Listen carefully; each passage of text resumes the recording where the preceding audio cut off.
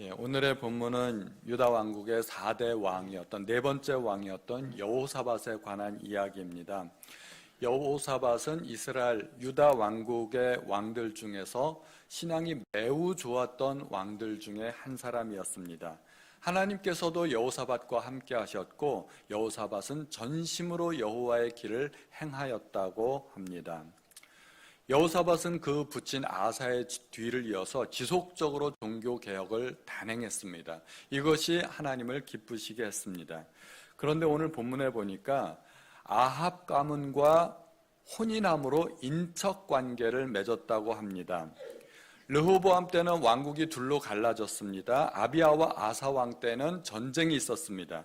계속해서 적대적인 관계가 유지되었었는데 그래서 처음에는 여호사밧도 북쪽에 대해서 경계를 확실하게 했습니다. 17장 1절에 보면 아사의 아들 여호사밧이 대신하여 왕이 되어 스스로 강하게 하여 이스라엘을 방어하되, 이스라엘과 적대 관계가 있기 때문에 방어를 한 겁니다. 또 2절에 보면 유다 모든 견고한 성읍에 군대를 주둔시키고 또 유다 땅과 그의 아버지 아사가 정복한 에브라임 성읍들의 영문을 두었더라. 이렇게 군사적으로 북이스라엘과 대치하는 상황에서 군사를 정비하게 되는 것입니다. 그러나 여호사밧은 북왕국과 평화적인 관계를 원했던 것 같습니다. 그래서 여호사밧은 그의 아들 여호람과 아합의 딸 아달랴를 결혼시킵니다. 아합과 사돈 관계를 맺는 것입니다. 외교적으로 본다면 상당히 유력한 정책입니다. 이런 것을 정략결혼이라고 하죠. 국방비도 줄이고 전쟁의 위험도 사라지고 꼭 먹고 알 먹고 일거양득입니다. 그런데 이것이 여호사밧의 큰 실책이었습니다. 인간적인 수단이 처음에는 득이 되는 것 같지만 나중에는 이 아합의 딸 아달랴 때문에 우상 숭배가 유입이 되어서 백성들이 하나님을 멀리 떠나게 됩니다. 그리고 다윗 왕가가 진멸하게 될, 왕손이 진멸하게 될 그런 위기가 또 닥치게 됩니다. 오늘 본문을 통하여 여호사밧의 실책으로 여호사밧에게 어떤 위기가 도래하는지를 한번 보고자 합니다. 첫 번째로 여호사밧은 자기와 상관없는 전쟁에 휘말리게 됩니다. 본문에서 여호사밧은 아합을 방문하게 됩니다. 그런데 아합이 그때 마침 길랏 라못과 전쟁을 준비하고 있었습니다. 그러면서 여호사밧에게 동맹을 요청합니다. 같이 가자고. 여호사밧은 사돈의 요청이기도 하고 거절하기가 어려워서 그 전쟁에 동참하기로 합니다.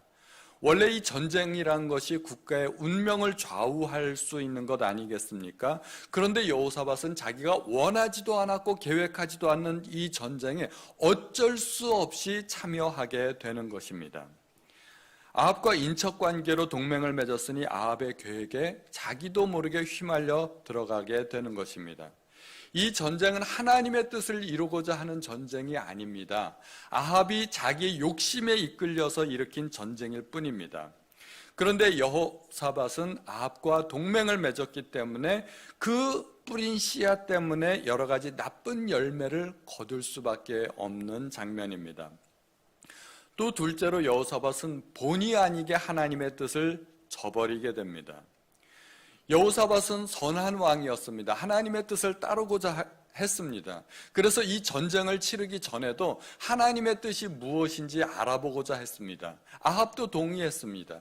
그래서 400명의 선지자를 불러서 이 전쟁에 참여하는 것이 좋겠는가 말겠는가를 물어봤더니 이 400명의 선지자들이 전부 다 승리를 점쳤던 것입니다. 이 400명의 선지자들은 거짓 선지자였습니다. 모두 사이비 선지자들이었습니다. 왕이 그 모양이니까 선지자들도 그 모양인 선지자들만 모여들은 것입니다. 이 선지자들이 할 줄 아는 것이라고는 오직 왕에게 아첨해서 좋은 말만을 할 줄 아는 것, 왕에게 아부하는 것만 할 줄 알았던 것입니다. 이 여호사밧이 영적인 감각으로 아무래도 탐탁치 않았습니다. 400명이 똑같이 말을 하는데도 미심쩍은 겁니다. 그래서 또 다른 선지자가 없는지를 물어보았습니다. 그랬더니 아합이 어쩔 수 없이 미가야 한 사람이 있는데 나에게 좋은 일로 예언하지 않고 나쁜 일로만 예언한다고 그렇게 예언을 합니다. 그래서 미가야를 불렀습니다. 아니나 다를까 미가야는 이 전쟁에서 질 것이라고 예언을 합니다. 그래서 오늘 이야기의 대부분이, 오늘 본문의 대부분이 이 미가야와 거짓 선지자들의 이 대화 부분이 되고 있습니다. 이렇게 미가야는 왕의 마음에 들지 않은 예언을 함으로 옥에 갇히게 됩니다. 그러나 여호사밧과 아합은 분명하게 하나님의 말씀을 전달받았습니다. 아합은 미가야를 선지자로 인정하지도 않았고 이미 마음속으로는 전쟁을 확고하게 계획하고 있었기 때문에 결국 미가야의 예언에도 불구하고 전쟁을 벌이고 맙니다. 만약에 여호사밧이 혼자 전쟁을 하는 것이라면 여호사밧은 절대 이 전쟁에 끼어들지 않았을 것입니다. 그러나 주사위는 이미 던져졌습니다. 여호사밧은 하나님의 뜻을 따르고자 했지만 어쩔 수 없이 지금은 이 전쟁에 동참함으로써 하나님의 뜻을 저버리게 되는 것입니다. 이것이 잘못된 동맹이 주는 또 하나의 열매였던 것입니다. 그리고 세 번째로 여호사밧은 아합의 악한 꾀에 이용당하게 됩니다. 결국 아합의 의도대로 전쟁이 벌어졌습니다. 그런데 전쟁에 임하면서 아합이 또 한 번 악한 꾀를 냅니다. 자기는 변장을 하고 전쟁터에 들어갈 터이니까 여호사밧은 왕복을 입으라는 겁니다. 이게 무슨 말입니까? 겉으로 보기에는 왕복 입은 사람이 한 사람이니까 당신이 온 군대를 다 지휘하소서 하는 말인 것 같지만 사실은 표적이 되라는 이야기입니다. 전쟁은 뻔한 거 아니겠습니까? 적장이 죽으면 전쟁은 끝난 겁니다. 적들이 벌떼같이 왕복 입은 사람에게 달려들 터인데 그럼 여호사밧이 표적이 될 게 뻔한데 아합은 교묘한 술수로 자기만을 빠져나가고자 하는 것입니다. 그런데 이 여호사밧은 신앙은 있었지만 지혜가 좀 부족한 것 같습니다. 이번에도 역시 아합이 시키는 대로 순순히 자기는 왕복을 입고 전쟁에 참여합니다. 이게 착한 걸까요? 어리석은 걸까요? 뭐겠어요? 어리석은 거죠. 어리석은 겁니다. 원래 남이 실수하면 어리석은 거고 내가 실수하면 착해서 그런 거고, 그렇죠? 이건 남 얘기니까 어리석은 겁니다. 그렇죠? 이 아합의 악한 꾀 때문에 아람의 군사들은 여호사밧을 아합 왕으로 오인하고 다 같이 여호사밧을 향해서 달려들었습니다. 하나님의 도우심이 있었기 때문에 기적적으로 살아났지, 그렇지 않았으면 여호사밧은 그 전쟁에서 목숨을 잃었을 수도 있었을 것입니다.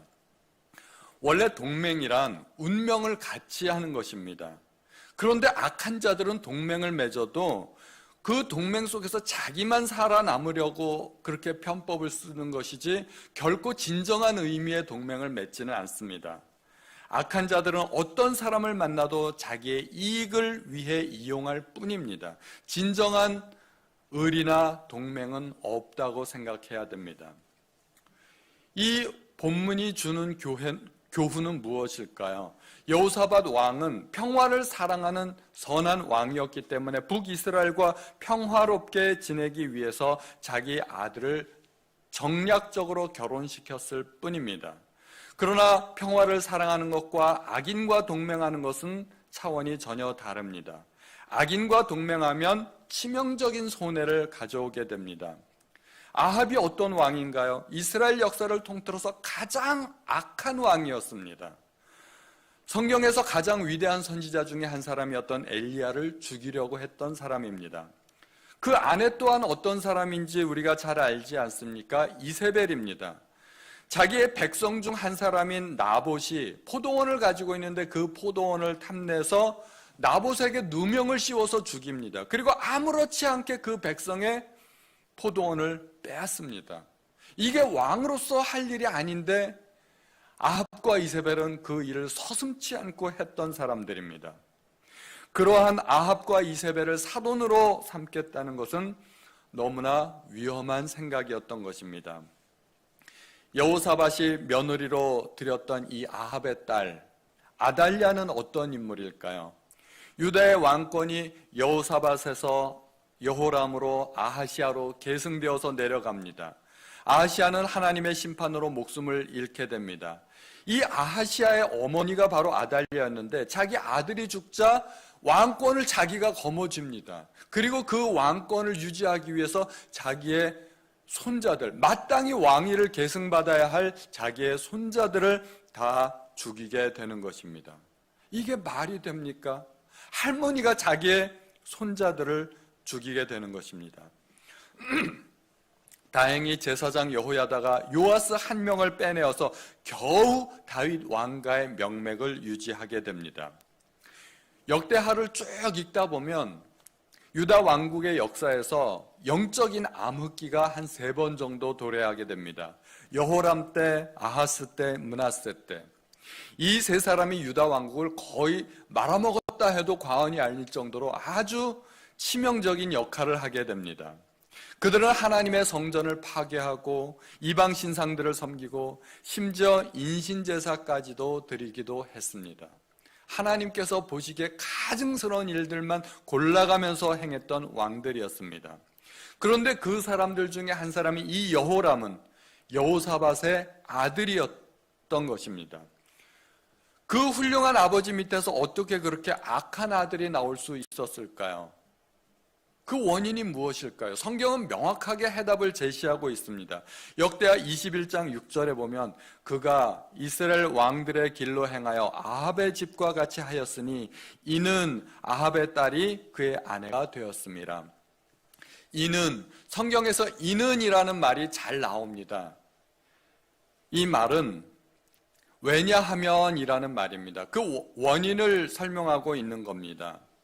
그래서 말을 바꾸어서 읽으시면 훨씬 더 해석이 쉬워집니다. 여호람이 이스라엘 왕들의 길로 행하여 아합의 집과 같이 하였으니 왜냐하면 아합의 딸이 그의 아내가 되었기 때문이라 하는 말입니다. 여호람은 왕이 된 이후에 자기의 형제들을 모두 칼로 죽입니다. 이것도 아내의 영향이 아닐까 생각이 됩니다. 아달랴는 자기의 친손자들을 모두 죽일 정도의 여인이니 시동생쯤은 아무것도 아니었을 것입니다. 우리는 역대하를 읽으면서 이 아달랴로 인한 폐해가 어느 정도인지 한번 살펴봐야 됩니다. 먼저 여호람 왕이 형제들을 모두 칼로 죽입니다. 여호람 왕의 형제들이 죽습니다. 그리고 여호람 왕도 하나님의 징계로 죽게 됩니다. 여호람의 아들들도 전쟁에 나가서 하나님의 징계로 모두 죽고 아하시아 한 사람만 살아남습니다. 그런데 이 아하시아마저도 아달랴의 영향을 받습니다. 22장 3절에 보면 아하시아도 아합의 집 길로 행하였으니 이는 왜냐하면 그의 어머니가 꾀어 악을 행하게 하였습니다. 어머니가 아달랴입니다. 이 아하시아도 악한 길을 걷다가 결국은 하나님의 징계로 죽습니다. 이제는 아하시아의 아들들에게로 왕위가 계승되어야 하는데 아하시아의 어머니였던 아달랴는 자기가 정권을 잡으려고 손자들을 모두 죽입니다. 이 아달랴를 중심으로 이 아달랴 주변에 있던 모든 다윗의 왕손들이 하나같이 다 죽임을 당합니다. 아달랴 한 사람 때문에 왕족의 씨가 마릅니다. 이 악한 여인 아달랴를 유다로 데려온 사람이 바로 여호사밧이었다는 것입니다. 여호사밧이 평화를 사랑했는지는 모르지만 해서는 안 될 동맹을 맺었습니다. 잘못된 결정을 내린 것입니다. 악한 자와 동맹을 했기 때문입니다. 그래서 하나님께서는 여호사밧 왕을 책망하셨습니다. 19장 2절에 보면 하나님의 아들 선견자 예후가 나가서 여호사밧 왕을 맞아 이르되 왕이 악한 자를 돕고 여호와를 미워하는 자들을 사랑하는 것이 옳으니까 그러므로 여호와께로부터 진노하심이 왕에게 임하리이다. 그러므로 동맹을 맺을 때는 상대방이 어떤 사람인지 지혜롭게 판단할 줄 알아야 합니다. 내가 만나는 사람이 과연 하나님께서 기뻐하는 사람인지 하나님께서 미워하는 사람인지 알고나 만나라는 것입니다. 이에 대해서 신약성경은 이렇게 말씀합니다. 고린도후서 6장 14절에 너희는 믿지 않는 자와 멍에를 함께 매지 말라. 의와 불법이 어찌 함께하며 빛과 어둠이 어찌 사귀겠는가 하는 말씀입니다. 멍에를 함께 맨다는 것은 운명을 같이 한다는 것입니다. 대표적으로 결혼이 있고 또 사업 간의 동업, 또 국가 간의 동맹 이런 것들이 있을 수 있습니다. 결혼은 말할 것도 없고 동업 역시 운명을 같이 한다고 할 수가 있습니다. 성공해도 같이 성공하고 망해도 같이 망하는 것입니다. 그러므로 중요한 관계를 맺음에 있어서 믿지 않는 자와 함께 운명을 같이 하지 말라는 것이 성경의 가르침입니다. 이것이 믿지 않는 사람들을 아예 만나지 말라는 얘기는 아닙니다. 거래를 하지 않고 만나지도 말라 그런 말씀은 아닙니다. 그것은 성경의 가르침이 아닙니다. 우리는 세상에 나가서 살아가면서 세상 사람들을 만나지 않고 살 수가 없습니다. 다만 운명을 같이 하는 중요한 관계를 맺지 말라는 것입니다. 내가 누구와 만나고 누구와 교제할 것인지 우리는 신중하게 생각하고 판단해야 됩니다. 잠언 13장 20절에 보면 지혜로운 자와 동행하면 지혜를 얻고 미련한 자와 사귀면 해를 받는다고 말씀하고 있습니다. 우리 격언에도 그런 비슷한 말씀이 많이 있죠. 근묵자흑이라는 말이 있습니다. 먹을 가까이 하게 되면 검게 된다는 이야기입니다. 까마귀 노는 곳에 백로야 가지 마라. 무슨 뜻일까요? 너무 뻔하지 않습니까? 이러한 격언이 주는 교훈은 너무나 명백합니다. 친구를 잘 사귀라는 말입니다. 여러분들은 어떤 사람들과 동행하십니까? 술 친구를 사귀면 나도 술꾼이 될 수밖에 없을 것입니다. 도박꾼을 사귀면 나도 도박꾼이 될 것입니다. 그러나 영적인 사람을 만나면 그 영성이 나에게 옮겨오게 될 것입니다. 내가 믿음 좋은 사람들과 만나고 교제하면 나도 그 믿음을 배우게 되어 있습니다. 우리는 어쩔 수 없이 내가 만나는 사람들로부터 영향을 받게 됩니다. 그것이 교제의 원리입니다. 그래서 우리가 교회에서 사람들을 만나고 성도들을 교제 대상으로 삼는다는 것이 얼마나 중요한 일인지 모릅니다. 그래서 우리는 할 수만 있다면 영적인 사람들을 많이 만나야 됩니다. 가급적이면 타락한 사람들을 만나지 말아야 됩니다. 악한 사람들, 세상에 속한 사람들을 가급적이면 멀리해야 된다는 것입니다. 사람을 잘 만나면 인생의 문이 열리기도 하고 사람 잘못 만나면 인생이 꼬이기도 합니다. 그래서 만남은 축복도 될 수 있지만 잘못 만나면 저주가 될 수도 있는 것입니다. 그래서 만남이 중요합니다. 우리 성도님들이 이 교회에 오시게 된 것도 대부분은 누군가의 소개로 오시게 된 것 아니겠습니까?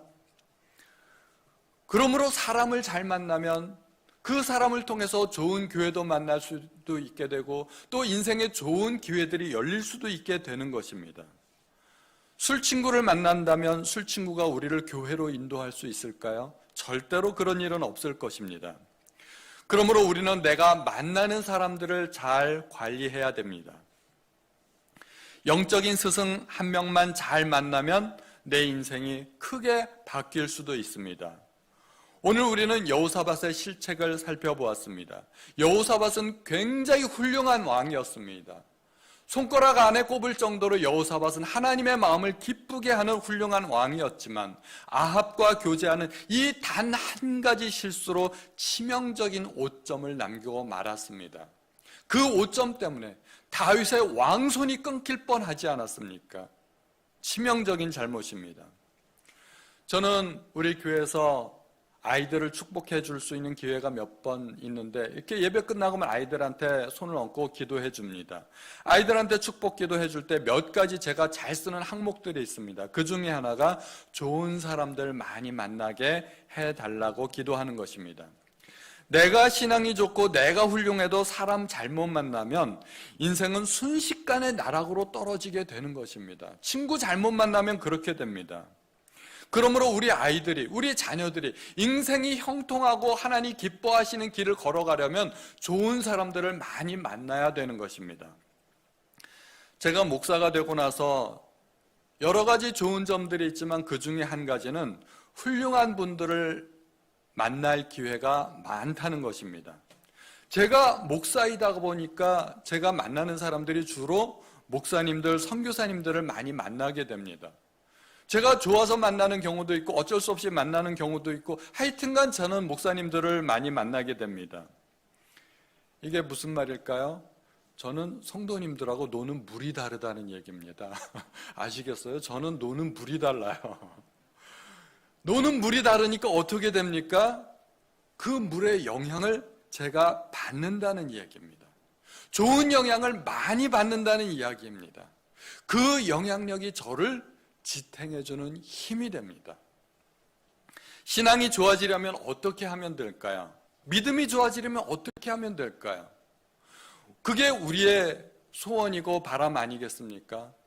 우리는 교회 다니면서 믿음이 좋아지길 바랍니다. 신앙이 좋아지길 바랍니다. 큰 믿음 가지기 원합니다. 큰 능력 가지고 엄청난 하나님의 일들을 해내고 싶습니다. 어떻게 하면 좋을까요?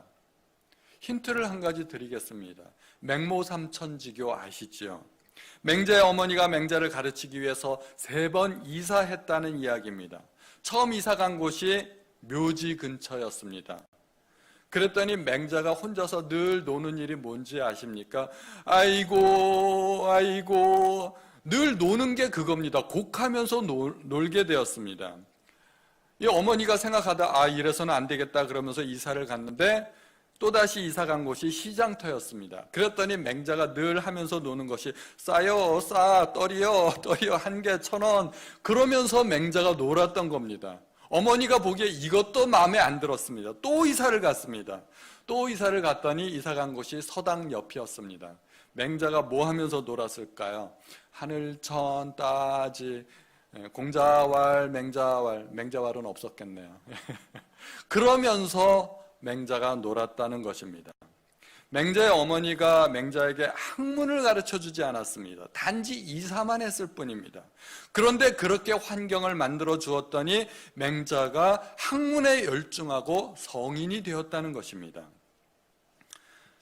믿음도 신앙도 노력 못지않게 환경이 중요합니다. 노력하지 말라는 말이 아닙니다. 노력도 해야 됩니다. 그런데 노력하는 거 얼마나 힘듭니까? 또 노력한다고 다 됩니까? 잘 안 됩니다. 기도하기로 작심했는데도 3일 만에 끝납니다. 그게 작심삼일이지 않습니까? 성경 통독하기로 결심하고도 창세기를 벗어나지 못하는 경우가 한두 번이 아니지 않습니까? 혼자 하면 잘 안 됩니다. 그래서 잘 하려면 잘하는 사람과 만나야 됩니다. 또는 그런 모임에 참석하면 됩니다. 그래서 교회에서는 어떻게 해서든지 그런 모임을 만들어 드리려고 노력합니다. 새가족 모임도 만들고 구역 모임도 만들고 성경 공부 모임도 만들고 기도 모임도 만들고 여러 가지 모임을 만들려고 교회에서 노력하는 겁니다. 그래서 교육자들이 하는 일들이 그런 겁니다. 모임들을 만드는 것. 우리 성도님들은 그런 모임에 참가만 하면 됩니다. 수영장에서 수영하려고 노력하는 것 힘들죠. 어렵습니다. 1m 나가는 것도 쉽지 않습니다. 그러나 냇물에서 흐르는 물에 몸을 맡기면 저절로 나아가게 됩니다. 쉽습니다. 그러므로 우리 성도님들은 교회의 모든 행사에 참여하시고 교회 행사를 즐기시기 바랍니다. 성도님들과의 교제를 누리시기 바랍니다. 성도님들과 만나서 식사도 하고 수다도 떨고 그러면서 스트레스도 해소하고 세상 사람들 만나지 말고 가급적이면 믿는 사람들 만나서 함께 교제하라는 것입니다. 천재는 노력하는 자를 당할 수 없고 노력하는 자는 즐기는 자를 당할 수 없다는 말이 있습니다. 신앙도 즐겨야 합니다. 신앙을 즐기기 시작하면은요, 신앙의 대가가 됩니다.